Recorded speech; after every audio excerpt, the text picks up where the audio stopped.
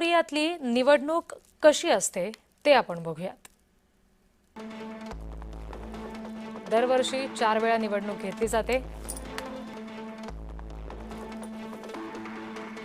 मतदानाचा निकाल 4 महिन्यांनी जाहीर होतो।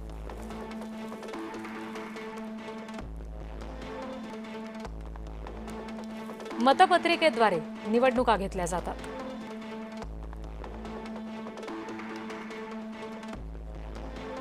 मतदान करणं प्रत्येक नागरिकासाठी बंधनकारक आहे।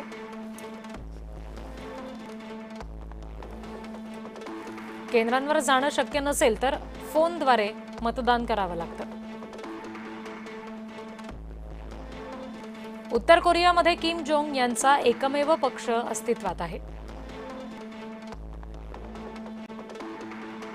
किम जोंगच्या विरोधात कुणालाही उभं राहता येत नाही।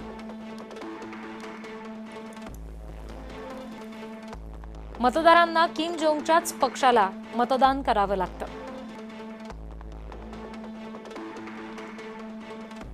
किम जोंगचा पक्ष आवडतो की नाही हे मतदात्याला निवडायचं असतं।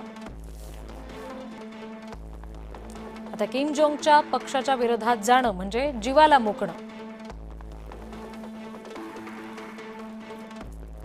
त्यामुळे किम जोंगच्या विरोधात कुणीही मतदान करत नाही।